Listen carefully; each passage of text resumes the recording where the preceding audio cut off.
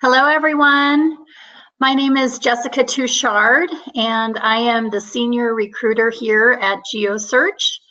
I am joined by Richard Serby, the president and owner of GeoSearch. And thank you so much for attending our first webinar. We appreciate you being here. We hope that there's no technical difficulties because this is our first time. So we are sitting here in chilly Colorado Springs, Colorado. And if you could type in the chat box where you are currently living or sitting today, that would be helpful to test that function for us. All of your mics are muted. So you will not be able to ask questions through a microphone, but you can utilize the chat box or the question and answer box to show us. So it looks like we've got some people from Minnesota, DC, New Jersey, Atlanta, Georgia, all the way from Switzerland. So we knew there'd be a global, but that's awesome. We're so excited to see everybody. You will receive a copy of this webinar via email tomorrow if you can't stay for the whole thing, or if you are distracted all during it, you'll receive a copy of it. So how we're going to begin, Rich is going to give it kind of an overview of the general health of the economy and the geospatial job market in general. And then I will go into some of the trends that we're seeing within the geospatial marketplace from a recruiter's perspective. But before we start, we're going to launch a poll. This will give us a general idea of who is all here today. Ooh, Berlin. Oh, hi, David. How are you? He's saying hello in the chat box. But yeah, if we could launch that poll, that'll give us an idea of what career level best describes this audience today, so we can focus on that.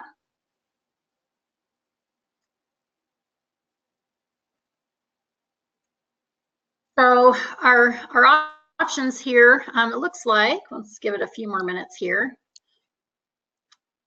Looks like most people here are either employed and not looking for work or employed and looking for work.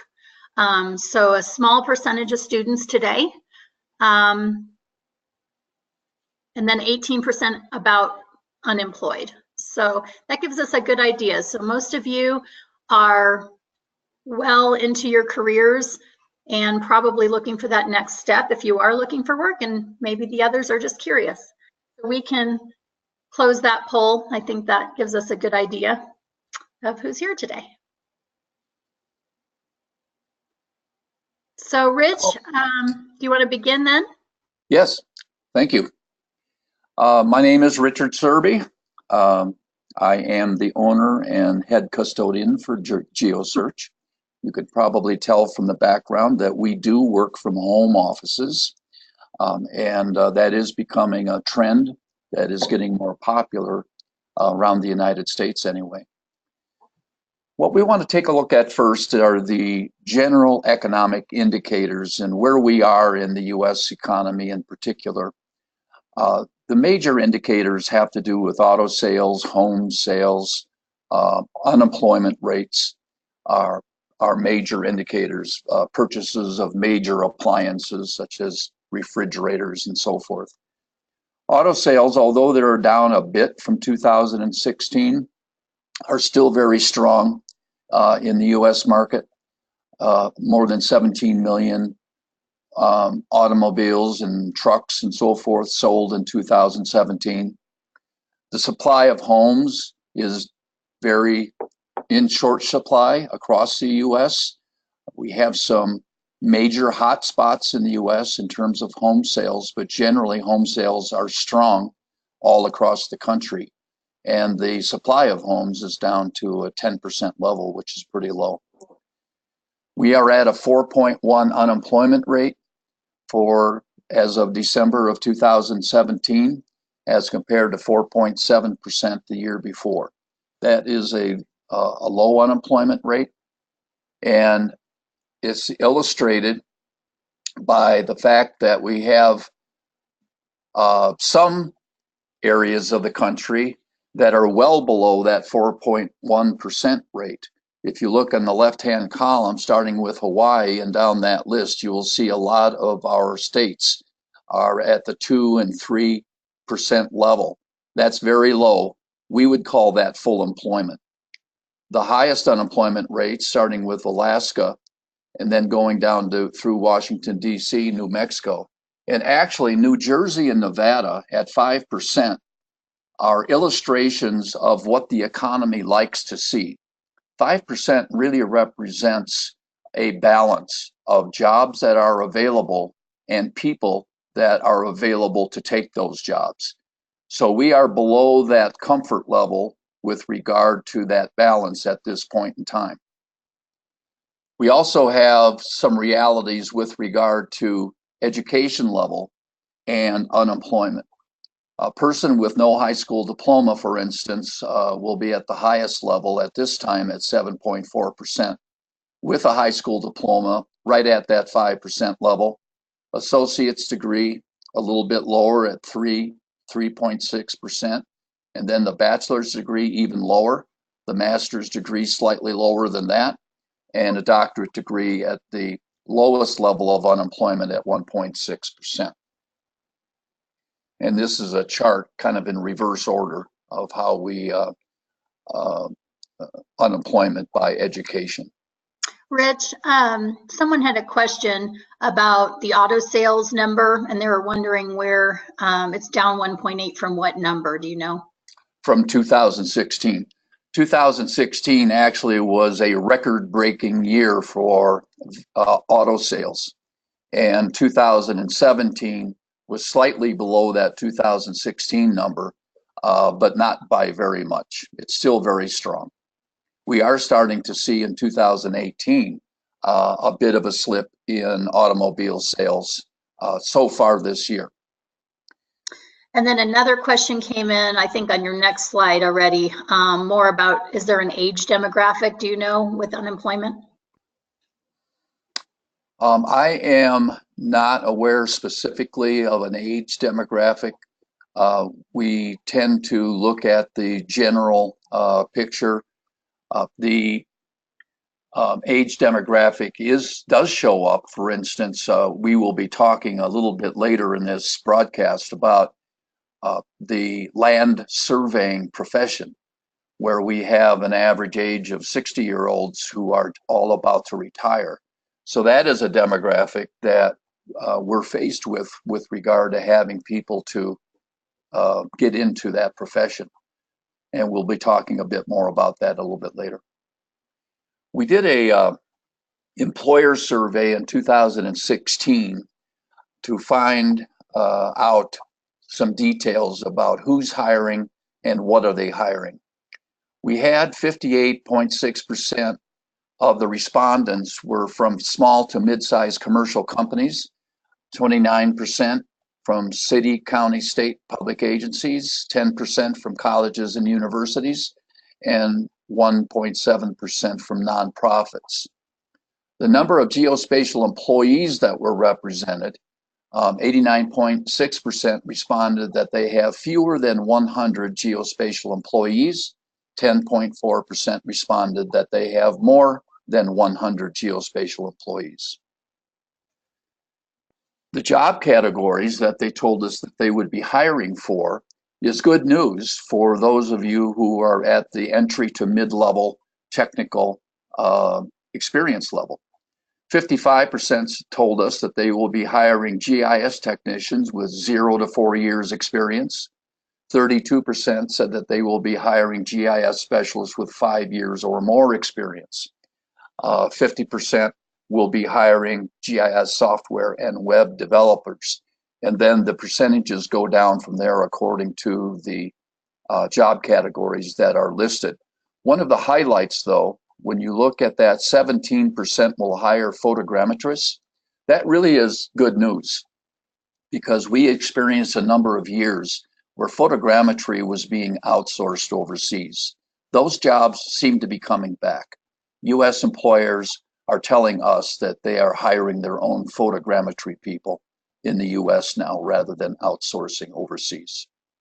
And another thing to point out on this slide, I think, is that 8% of surveyors, hiring surveyors and survey technicians, as we just kind of mentioned, that is going to be at the top of this list in the next couple of years due to the age of the average surveyor and just the general environment, I think, with engineering. We're going to see a lot more of those job categories coming up, and we're seeing that trend definitely here at GeoSearch.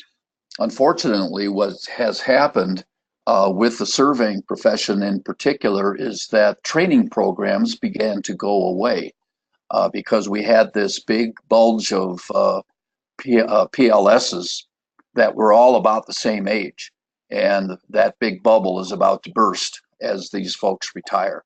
So hopefully we'll be seeing some training programs come back into the picture as well. Where are the jobs? Well, they're all over. The entire country is doing well with regard to jobs and hiring. And there's really no particular rhyme or reason to it. As a matter of fact, some of these cities and states were kind of a surprise to me that they were so strong in terms of the jobs that were available and the hiring that they were doing. What about the geospatial jobs? We do see some states that are very strong right now. Where I am sitting in Colorado, the I-25 corridor from Cheyenne, Wyoming, all the way down to Pueblo, Colorado, is second only to Washington, D.C. in terms of geospatial job activity. So Colorado is a great place to live. It's also a great place to find a job. But the other states that are listed are also very active. And we are working with folks in Oregon and California and the other states that are mentioned and listed there. So if you are trained as a geospatial technician and enjoy this profession, as so many of us do, you are sitting in a good spot right now. Geospatial was recognized as one of the top 3 strongest fields and growing fields in the United States. Along with healthcare and nanotechnologies, geospatial was among the top 3. So it is aggressively growing. It's getting into all industry sectors, and it is beginning to become very popular in all states. Wanted to introduce you to, or reintroduce you to, the Geospatial Technology Competency Model. The Department of Labor, about 7 years ago, recognized geospatial as its own unique industry. And there was a team of us that developed a model that would allow for us to have more common language and skills that are recognized within the industry. If you see that bottom level, Tier 1, that is pretty much something that all industries are common to all industries. As you move up into Tier 2, you will see that the language gets more specific to geospatial terminology. Tier 3, even more, and Tier 4 and Tier 5, even more. Why is this important? We had discussions for years and years, decades actually, about the language of the industry, and that we didn't have a lot of common terminology. This model, if you jot down the link at the bottom or just Google it, represents a way for you to build a resume using the language of the industry.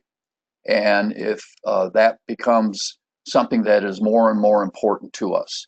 It's also important for employers who are writing proposals to write the proposals in the language of the industry. So this is a very useful tool. I encourage all of you to visit it, explore this pyramid, and use it the next time you are reviewing or writing your resume or cover letters. And I think Jessica is going to talk about the positions that we are commonly recruiting for. When you're working with GeoSearch, so we're a recruiting company, so companies are paying us and hiring us to help them fill their pressing positions, typically with either high demand skill sets where the competition between companies is strong to secure that talent. And then also sometimes we get companies who are coming to us because they need a volume of people. Recently, we were hired to hire 30 pilots, for instance, and sensor operators to go behind those pilots and all of these twin engine planes. So those are the kinds of requests that we're commonly looking for and working with companies to fill. So when you come to our website, you are typically going to see positions that require experience, that require sometimes a particular location, but generally well-rounded people. I saw a question in the question box regarding sales, because we recruit for a lot of GIS technical positions, and also that translates into sales as well. And somebody asked if they needed to have GIS experience to sell within this sector.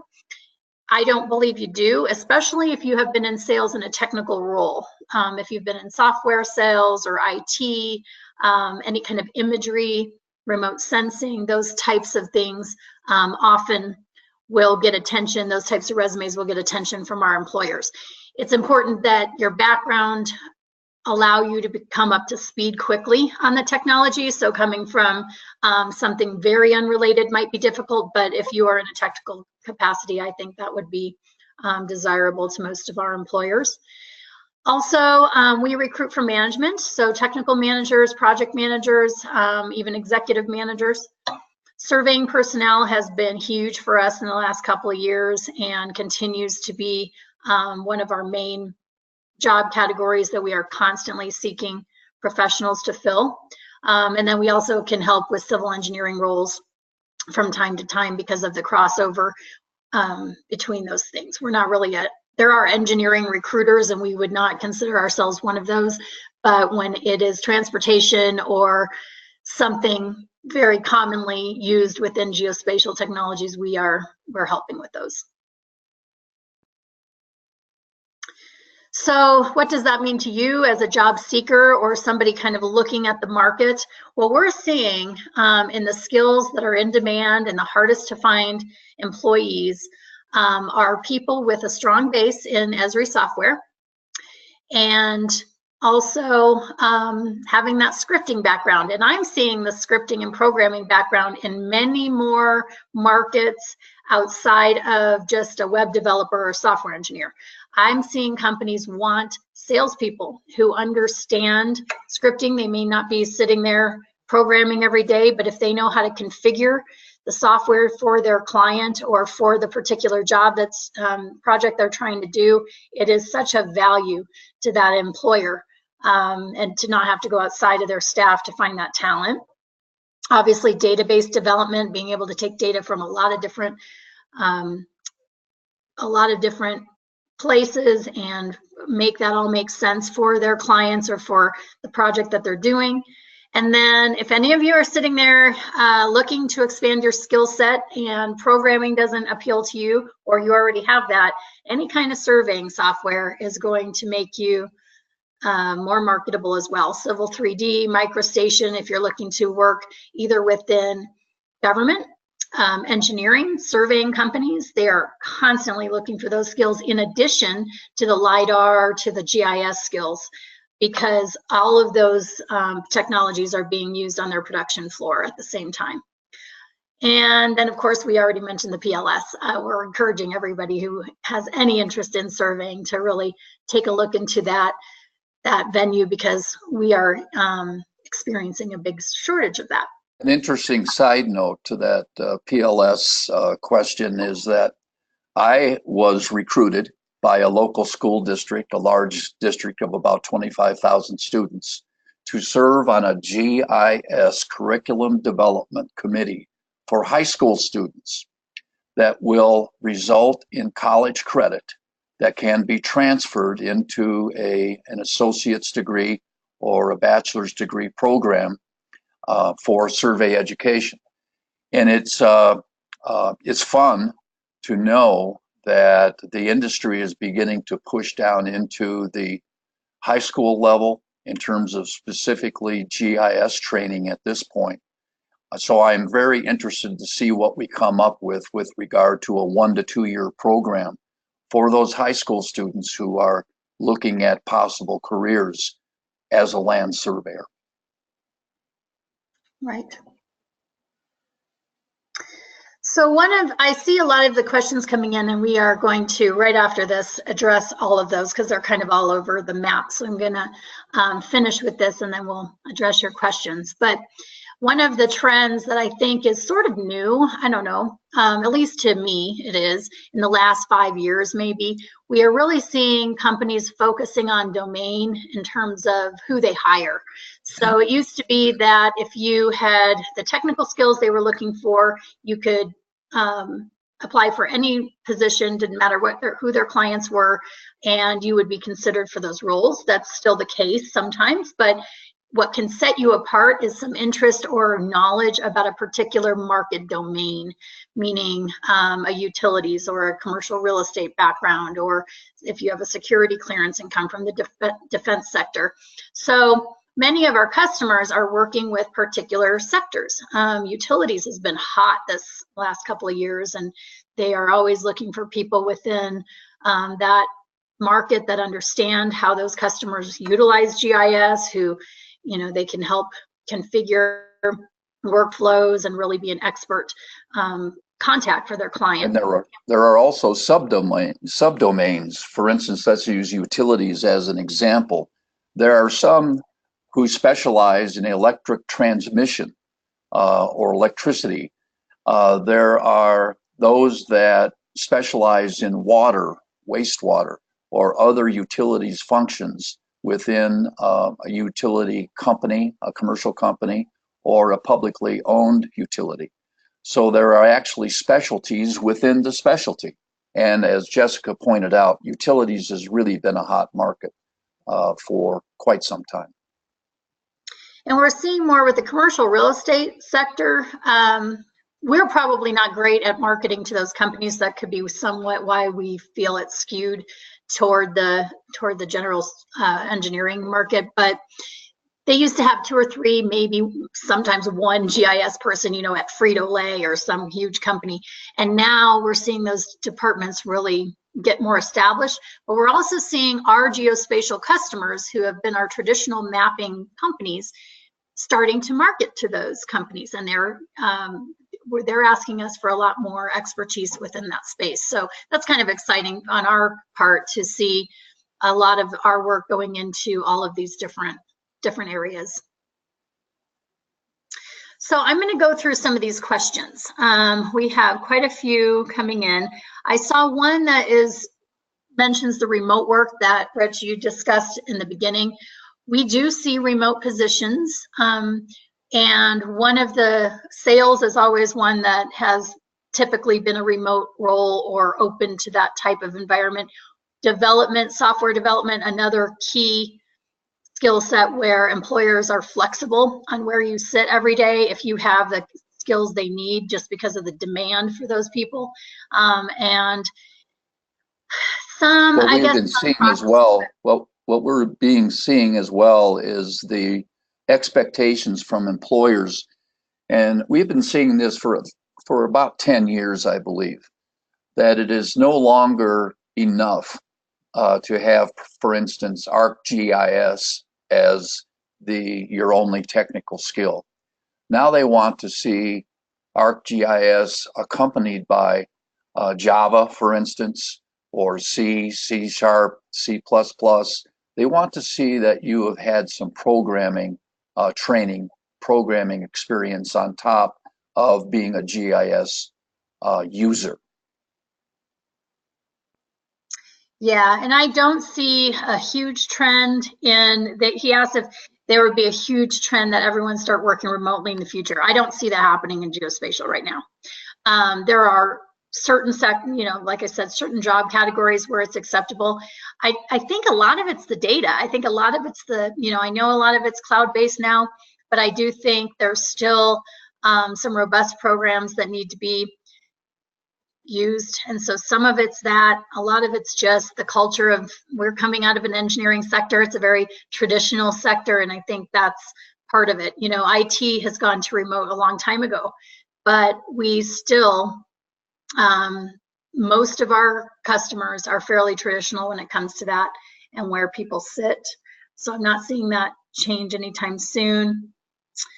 Somebody asked, what is the salary for these demand, for the programming positions that are such in demand? That's pretty high. I mean, it depends on the area of the country, of course, and what type of development.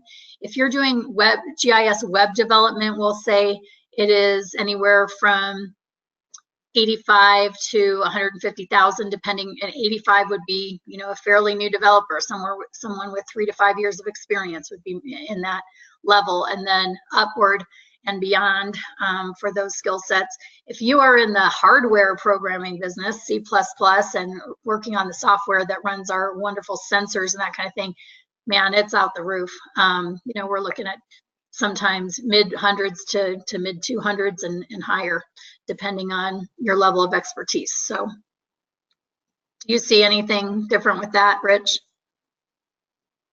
No, I'm seeing with a new client right now that are working on the autonomous vehicle technology, and specifically the geospatial technologies that are required to make sure that the automobile or the truck is sensing the pedestrian that's about to cross the street, or is able to recognize that there's construction going on along the road or the highway. So these positions, developing the geospatial technologies to allow for autonomous vehicles, these are positions that I'm seeing will go into the $100,000 to $150,000 a year range. It's highly specialized, of course, and does take some unique skills that see beyond the automobile itself. So my new client is not working on the vehicle, and it's not working on the dashboards. What they are working on is the technology to allow the vehicle to be guided down a street or a road and safely. Right. Somebody asked quickly, what is a PLS? Excuse us for not explaining that. That's a professional land surveyor. Some states call it, Florida I know calls it a professional survey and mapper, a PSM. We also and in Texas, they call it RPLS. Right, right. So PLS is most states anymore, not all of them, but most of them do require a bachelor's degree to obtain a PLS, and there's different requirements for every state. So if that's something of interest to you, we'll need to get you in touch with the state certification board if you're in school or something, but that's what that is. Let's see, I'm just looking, some of these are just comments, but somebody asked if we had overseas opportunities, and we do from time to time. We don't have any as far as I know right this minute, but we work with a lot of companies globally that are either US people or US companies putting people overseas to do particular projects, or companies from overseas hiring us to establish a US workforce of some kind. So that goes both ways. Do you have any national or state-based metrics for income by position type? Michael's asking. Rich, you want to address that? Income by, or salaries or wages by income type, you can expect as an entry-level GIS technician somewhere in that 0 to 4 year range. You can expect to start in the $14 to $16 an hour range at that no experience level. Those wages do increase as your experience and knowledge, technical knowledge increases. And so it is not uncommon to see a GIS specialist in the $18 to $25 an hour range. It's also as that person develops higher level technical skills such as programming for either applications development or software development, those salaries then will increase even more. And so it's not unusual to see those folks in $50, $60, $70 an hour positions if it's hourly, or getting into the 65 to 125 range with regard to annualized salaries. So it is still a skill-based profession. And so the more opportunities that you take to add to your technical skills, the more valuable you are to the employer that you're with, and also the more attractive you are to other companies that would like to hire you. I hope that answered the question. Joel is asking what job categories and locations are the most difficult to fill for us. And I would say definitely the software development piece is still lagging behind in terms of talent versus number of positions available. Is one of the main categories. Also LiDAR processors and CAD technicians, those are, you know, entry to mid-level technical roles.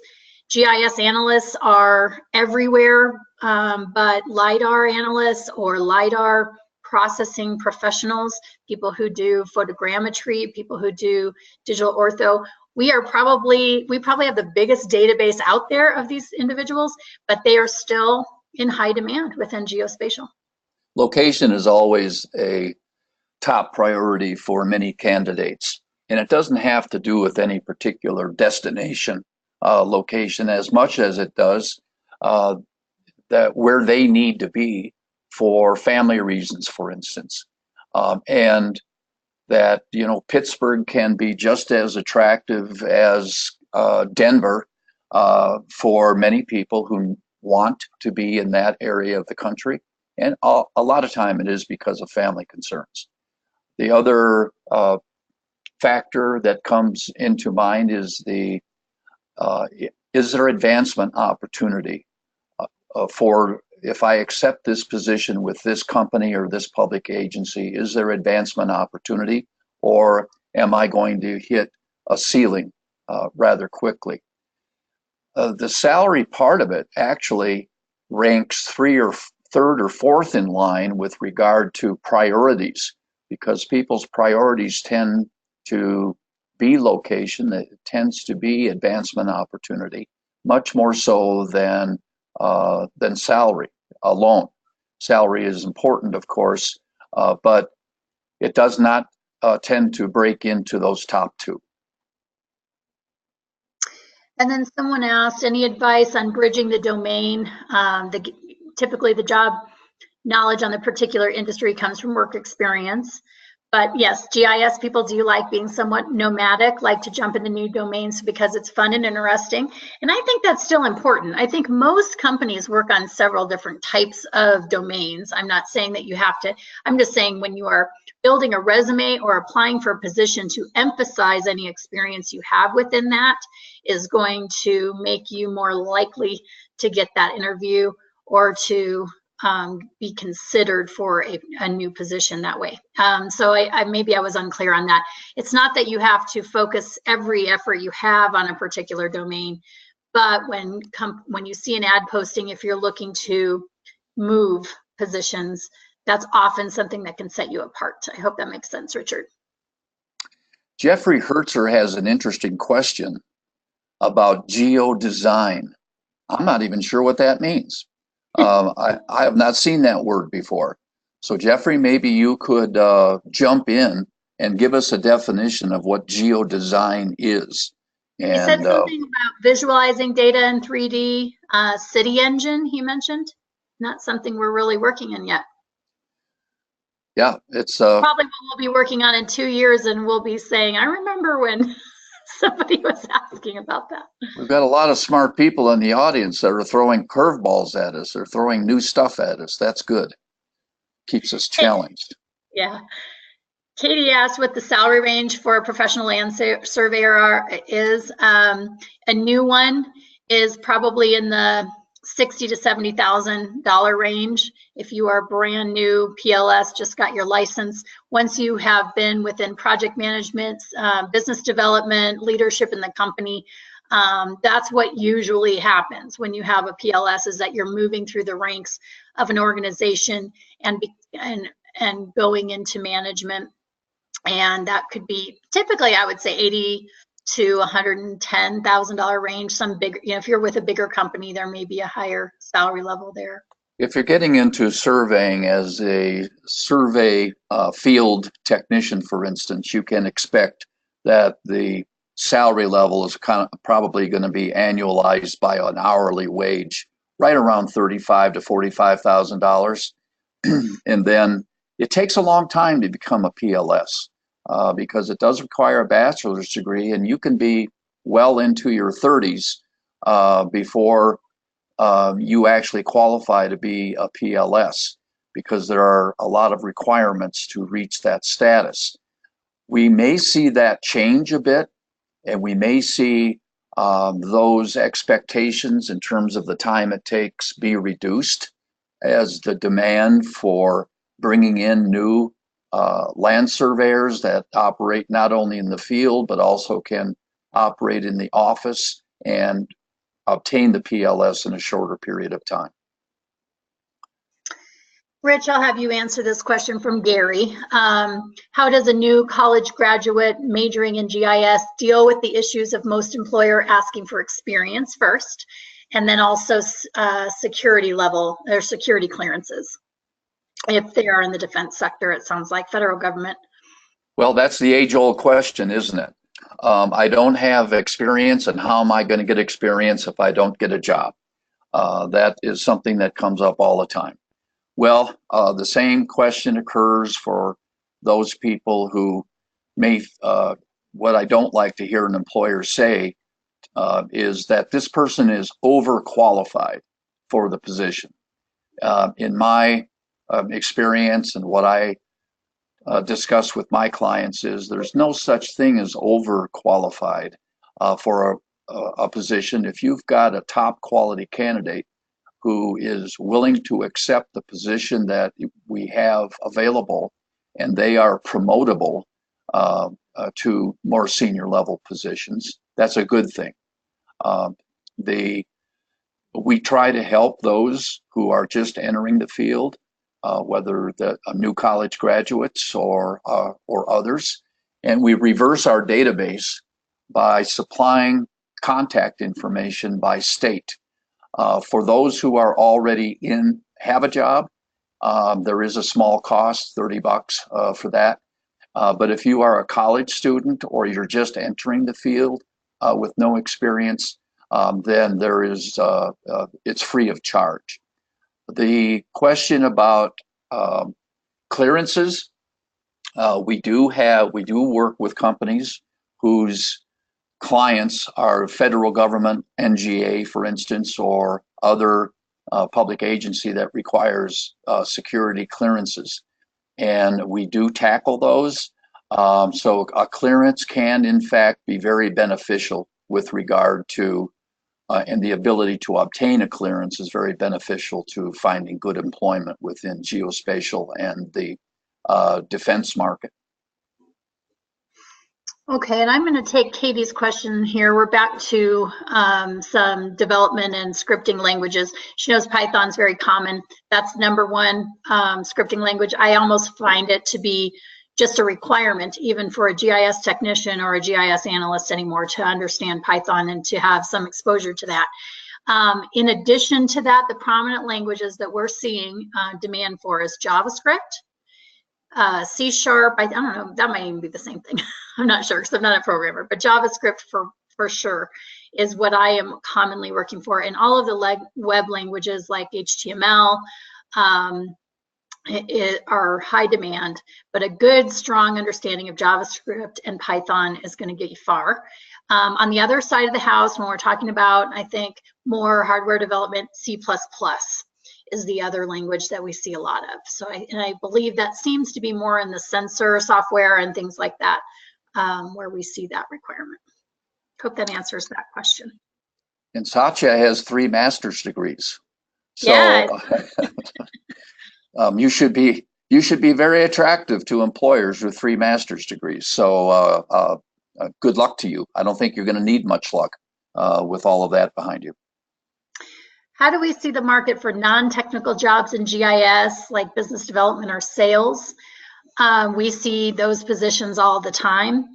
Again, any technical expertise that you bring to the table, just in terms of understanding the technology of the profession, it doesn't need to be a deep technical proficiency in sitting at a workstation or anything, but understanding those workflows and those challenges that the technical people face is really important within that market.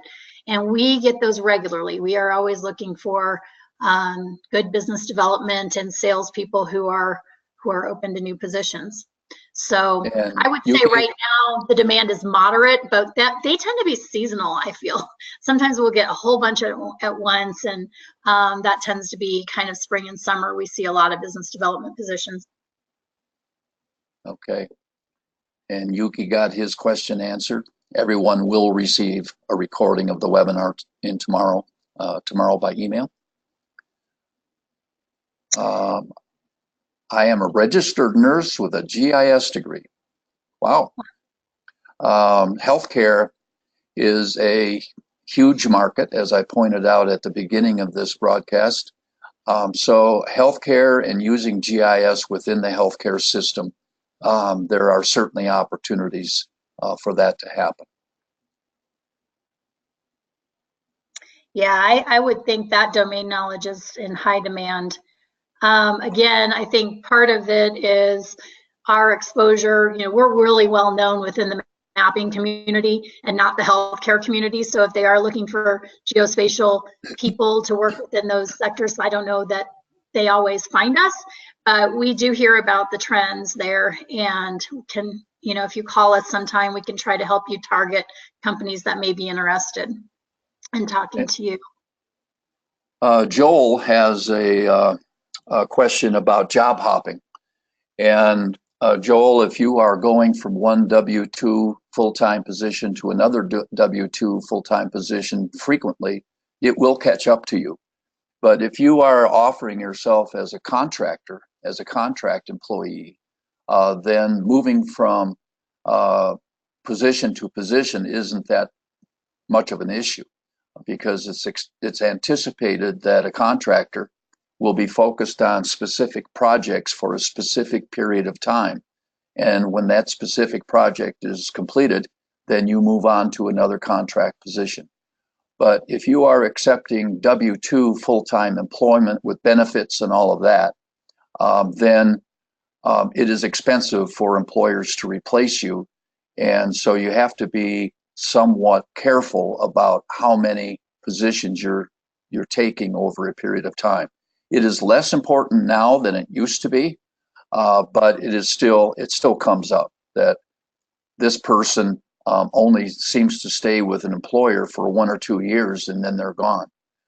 So that can happen. I find anywhere above 3 years if you're kind of new in your career, and 5 years if you're more of a senior level person. 5 to 10 years with a company is what they like to see in terms of your next move. How can we get a clearance if I'm a recent graduate? So a security clearance is only available to people working on secure work. So you need to be, first of all, hired by an employer that is working on work that requires a security clearance. If you're starting from zero, you need to be a U.S. citizen with no felonies to start, and that's assuming they're willing to sponsor you for a security clearance. That process right now is taking forever. I mean, and that's why you're getting rejected if you don't already have one, because even for a secret clearance, which is the lowest level, it can take 6 months just to get an interim secret clearance, and longer for some smaller companies. And some of the bigger defense contractors, I don't know how they organize it, and I don't want to accuse anything, but I do think sometimes they get a little bit higher priority because of their the importance of their projects that they're working on for the nation. So if you are a new college graduate and do not have a security clearance, I recommend starting your career in other areas, maybe working for a company that has a blend of both commercial and public projects as well as defense. And then maybe they can sponsor you for that so that in later years you will be able to work on those defense projects. If that's it, that would be the avenue I would take coming out of school and not having a security clearance. Many people who do come out of school with a security clearance, they've been in the reserves, they have been working, I know of one or two colleges in the DC area that work on some secure work, and they are actually able to get those students a security clearance, which is amazing, but it's rare. So it's just something that is kind of an anomaly right now, and it's hard to break into that immediately because it can take years to get that clearance. Vitor has a question about remote opportunities, working remotely. Yeah. Vitor is a Brazilian working in Germany, and is curious about companies that do allow their employees to work from a remote home office. And that is becoming more and more common. I would say, 10 years ago or so, it was not common for employers to want to do that. But we're seeing more and more of remote home office opportunities become available for those folks, for instance, in sales or business development, as long as they're near a major airport, and for some technical positions where they're working at a website or through some kind of a secure method of working on technical projects remotely. And I'm just here typing to Ralph has been kind of commenting about the struggles he's been having in his career search and change. Sounds like he spent a long time in one particular position and now is having trouble securing work now. Anybody who wants to talk about their career specifically is always welcome to call us. Our number's on our website at geosearch.com.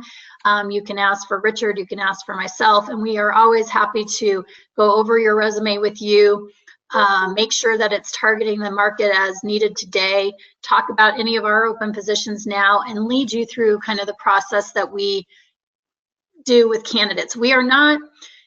We cannot search for positions one by one for all of you.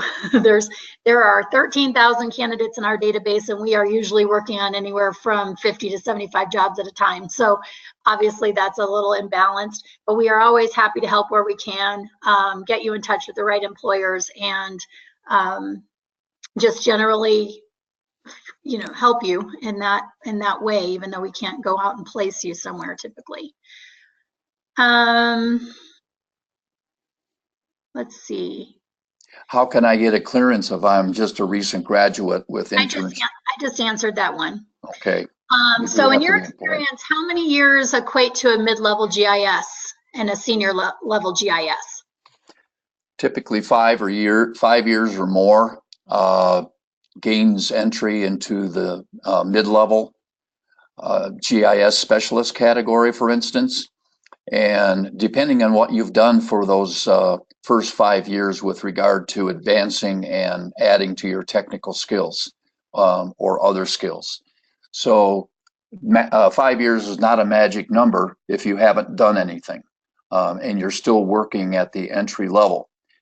So having taken advantage of increasing your technical skills during those first 5 years is an important way to have access to mid-level and technical and senior level technical positions. There's a couple of questions too, Rich, that you can probably address. I'm going to go with Matthew's question, but there's a few people that are asking a similar question, is how do I get my skills back up to speed? This particular person has a bachelor's in land use and planning with a GIS emphasis, but they haven't worked with the technology since 2004. So how do you suggest people re-enter the the geospatial market if they're looking to do so? Well, if it's in the GIS market, there are a number of GIS certification programs out there. They're typically 3 semesters, 18 semester hours. Most of them include an internship as well. But and there are online opportunities to also access instruction with regard to upgrading your technical skills. So look into GIS certification programs. They are often found in community colleges and 4-year colleges, separate from the degree program. If you already have a degree, you don't need another one. If you get the certification and can express on your resume that your technical skills are current. In fact, I worked with a gentleman who was in his 50s and had been a senior manager of a geospatial company, got out of the industry for a number of years and wanted to get back in. And he, at 52 years old, went to Front Range Community College here in Colorado and went through their GIS certification program, did an internship, and they liked him so much he was promoted very quickly into a managerial position. So it's never too late to upgrade your skills and learn. Okay, and then now I'm seeing a few about particular job challenges, and I'm just telling everyone to please give us a call for that. Let's see.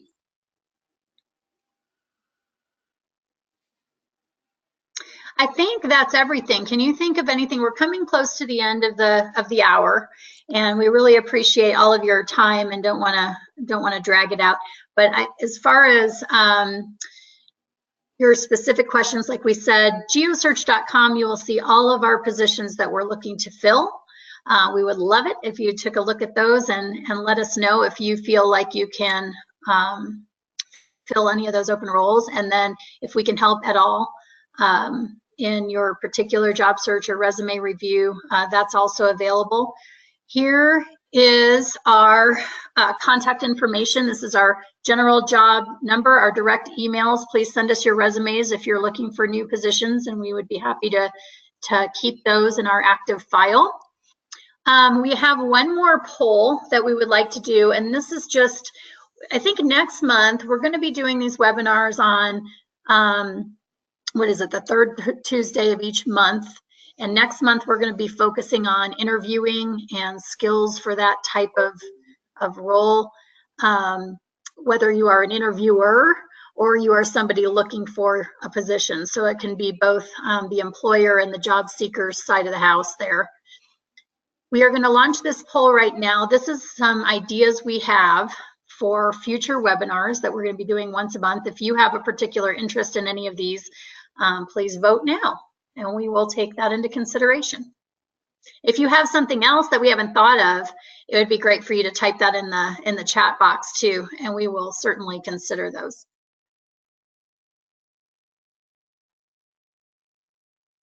Oh, I need to figure out.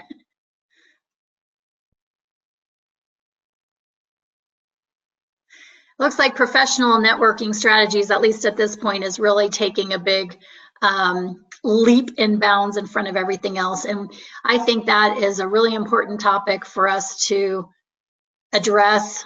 We are very good at putting you in touch, and that's part of why being part of our network and registering as a job seeker, even if you're not in the market, our resume database is confidential. We do not sell that database to any employers. So if you are in that database, we will contact you before ever referring your resume to anyone or anything like that. It is always free to job seekers. And it's a great way, if you're passively in the market, to keep an eye on what skills really are hot, what areas are booming, that kind of thing. And so we hope to be one of your professional networking strategies for sure. You will also receive automated emails from based on the job categories of interest to you and the locations of interest to you. You will have automated emails alert you that something has been posted that may be of interest to you. Click here.